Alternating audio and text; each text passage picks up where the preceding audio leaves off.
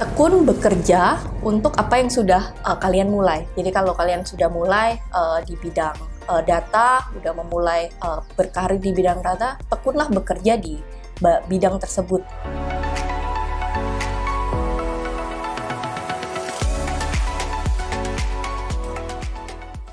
Rumah atau tempat tinggal merupakan kebutuhan pokok bagi semua orang.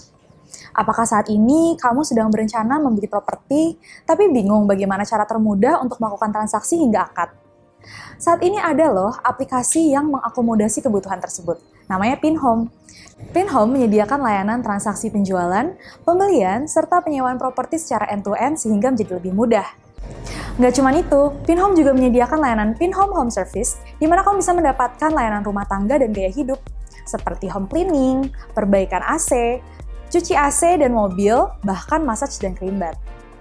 Halo, saya Betsy dari tim Algoritma. Hari ini saya sudah bersama dengan Stephanie Joyo, Vice President of Data di Pinhome. Di episode Algoritma Talks kali ini, saya dan Mbak Stephanie akan membahas bagaimana sih kerja data function di Pinhome untuk mendukung kegiatan operasional perusahaan dan layanan Pinhome. Halo Mbak, apa kabar? Baik dong. Puji Tuhan. Oke, Mbak Stephanie, sebelum kita lanjut, boleh dong Mbak Stephanie menyapa Sobat Algoritma yang nonton nih, dan memperkenalkan diri sekalian. Oke, halo semua. Perkenalkan, saya Stephanie Joyo. Saya Vice President of Data di Pinhome. Sudah 10 tahun lebih pengalaman saya di bidang data. Background pendidikan saya adalah Computer Science. Saya mendapat Master Degree di Teknik Informatika dari Universitas Bina Nusantara. Oke, nah Mbak Stephanie kan udah 10 tahun nih bekerja di bidang data, itu lama sekali. Apa sih Mbak awalnya yang membuat Mbak Stephanie tertarik untuk bekerja di bidang data? Oke. Di 10 tahun yang lalu itu data belum menjadi hype seperti sekarang ini ya. Mungkin mula saya berkarir di data kedengarannya seperti kebetulan gitu. Jadi ada teman saya memberi informasi bahwa ada lowongan pekerjaan untuk fresh graduate lulusan computer science di salah satu perusahaan operator telekomunikasi seluler gitu. Dia hanya menyampaikan hal itu saja gitu ya. Ada ini sedang hiring dan memiliki ada aspirasi yang mengisi posisi tersebut adalah perempuan. Ya, mungkin di situ computer science masih lebih banyak didominan sama laki-laki ya gitu, sampai requirement-nya aspirasinya seperti itu. Nah, karena saya perusahaan tersebut ternama, saya memenuhi standar aspirasi requirement-nya tersebut, dan juga saya masih fresh graduate, saya titipkan CV saya ke teman saya gitu ya. Singkat cerita ya saya ikuti proses hiringnya dan diterima gitu di situ, dan yang di situ kala mula saya berkarir di bidang data gitu ya. Terdengar seperti kebetulan, tetapi menurut saya itu jalan Tuhan ya.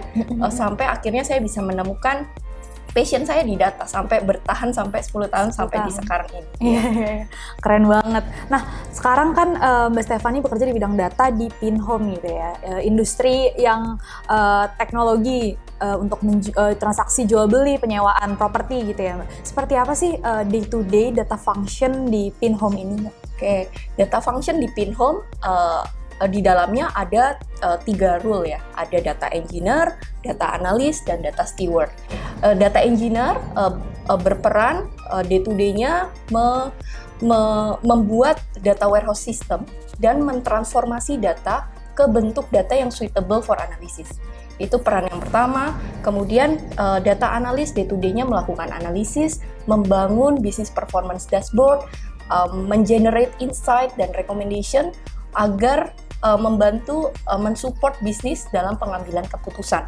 Dan ada juga data steward yang berperan untuk memastikan kesesuaian kualitas dan kesesuaian penggunaan data aset dan mengimplement policy yang berkaitan dengan penggunaan data dan keamanan data.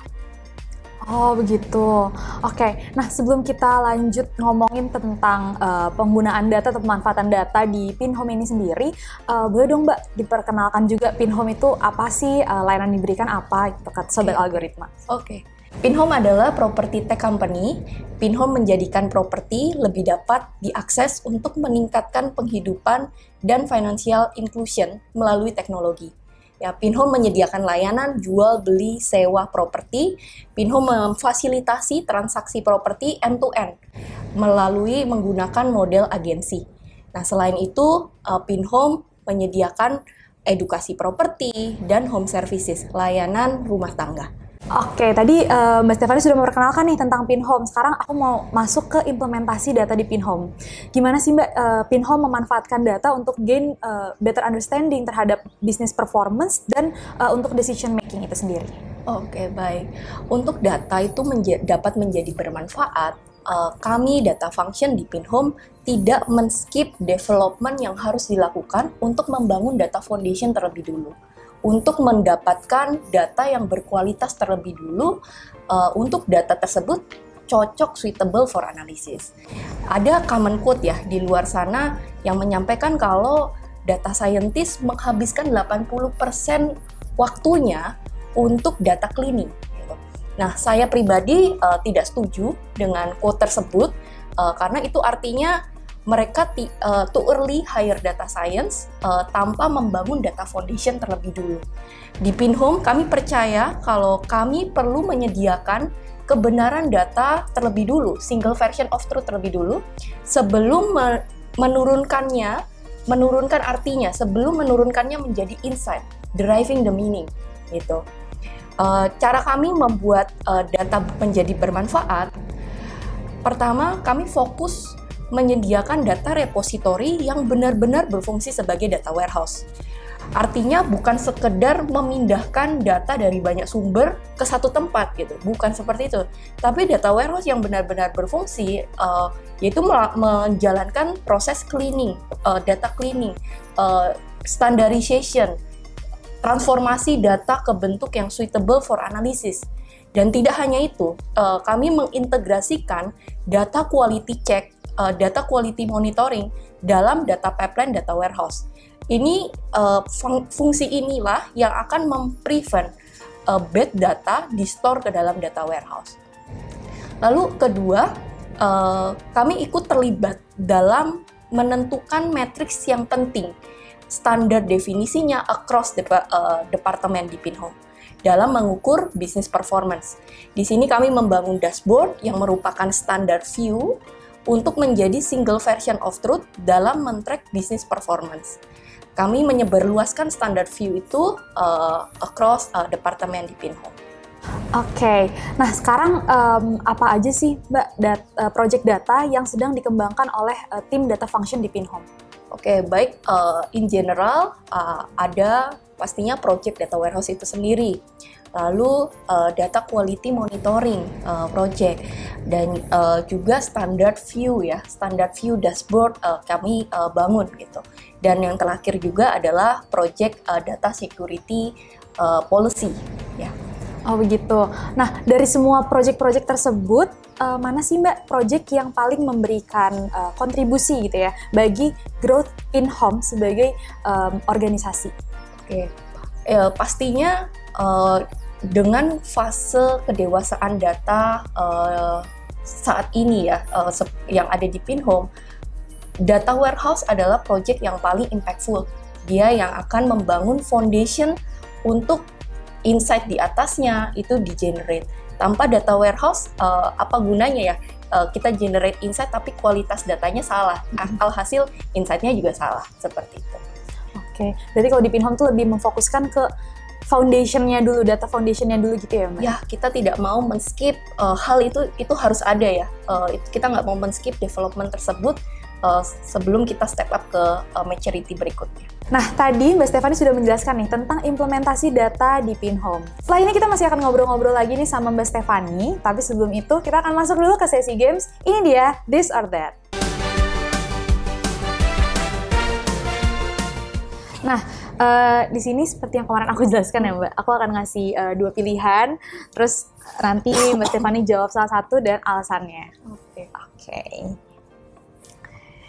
Yang pertama, beli mobil dulu atau rumah dulu Mbak? Rumah dong. Kenapa tuh? Harganya naik terus. Bener. Oke. Kemudian rumah atau apartemen, Mbak? Pengalaman saya harusnya rumah dulu. Kenapa? Kesel gitu, mengantri lift di apartemen tuh kesel ya, lama banget.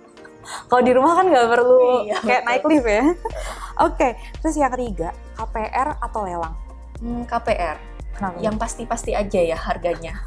Kalau lelang masih bisa gerak ya Iya, harganya. iya. Oke. Selanjutnya, emas atau saham? Saham, karena masih banyak opsi untuk returnnya, untuk resikonya untuk kita pilih. Oke. Nah, ini yang terakhir, pilihannya kalau tadi kan soal properti ya. Kalau ini nih, teh atau kopi? Kopi itu suka aja sih. Berarti kalau misalnya kerja harus minum kopi dulu ya, Mbak? Enggak, kalau ngantuk aja. Oke.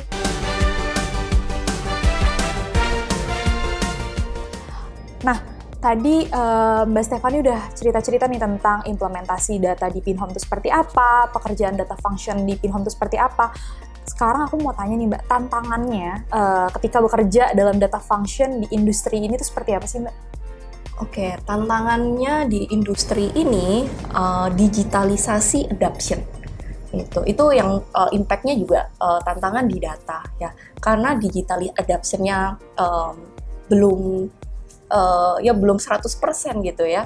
Belum semua data di business operation itu sudah mengadopsi teknologi yang sudah disediakan gitu. Hasilnya ada data yang belum secara sistematis tuh tercatat dalam running business operation. Nah, karena belum tercatat secara sistematis, masih ada yang juga manual gitu ya, sehingga kami data function challenges-nya, kesulitannya pada bagaimana mendapatkan datanya dulu gitu ya. Di situ adoption, digitalisasi adoption menjadi challenges di Pinhome untuk tim data. Oke, kalau challenge-nya itu adalah di digitalisasi adoption, terus gimana sih Mbak cara overcome challenge tersebut? Oke, di cara overcome challenges tersebut, ya tadi ada 3 peran ya, ada data engineer, data analis, dan data steward. Nah, data steward itu sudah ada sejak awal Pinhome data ini established gitu. Bukan pada umumnya biasa kalau di perusahaan lain data governance atau data steward itu di akhir gitu ya dibangunnya. Nah, data steward kita sudah set up ada rule tersebut sejak awal Pinhome data itu saya dibangun ya gitu. Data steward ini berperan untuk memastikan kualitas data dan membangun standarnya, membangun standar governance-nya, bagaimana agar data tersebut akhirnya bisa tercatat secara sistematis. Sekalipun masih adoption digitalisasinya masih belum sesuai ekspektasi, tetapi melalui standar proses kita bisa overcome the challenges. Oke, nah pertanyaan terakhir nih Mbak, Mbak Stefani punya nggak tips atau pesan untuk sobat algoritma yang sedang ingin belajar data science atau ingin berkarir di bidang data? Tekun bekerja untuk apa yang sudah kalian mulai. Jadi kalau kalian sudah mulai di bidang data, udah memulai berkarir di bidang data, tekunlah bekerja di bidang tersebut. Bertanggung jawablah pada pekerjaan-pekerjaan kecil yang sudah dipercayakan kepadamu, maka kamu akan dipercayakan pekerjaan yang akan lebih besar lagi gitu. Teruslah belajar, jangan hanya learning by doing ya. Ikutlah learning course yang ada, yang berkualitas tentunya, yang relevan dengan current tech stack di bidang data. Oke, tadi ada tips-tips tuh dari Mbak Stefani. Pertama, ada terus bekerja dan bertanggung jawab dengan pekerjaan yang diberikan. Kemudian juga terus belajar, jangan cuma learning by doing, bisa juga ikut course seperti di algoritma nih. Bisa cari tahu infonya ya nanti di social media algoritma. Terima kasih Mbak Stefani untuk tips dan pesan yang tadi sudah diberikan. Oke, pertanyaan tadi sekaligus menutup perbincangan kita di episode Algoritma Talks kali ini. Terima kasih banyak Mbak Stefani atas insight dan ilmu yang telah diberikan ke Sobat Algoritma. Semoga apa yang tadi sudah dibagikan oleh Mbak Stefani bisa bermanfaat untuk kita semua. Nah, Sobat Algoritma, jangan lupa untuk ikuti terus nih episode Algoritma Talk selanjutnya untuk bisa dapetin berbagai informasi tentang pemanfaatan data dalam berbagai industri. Sampai jumpa di episode Algoritma Talks berikutnya. Bye!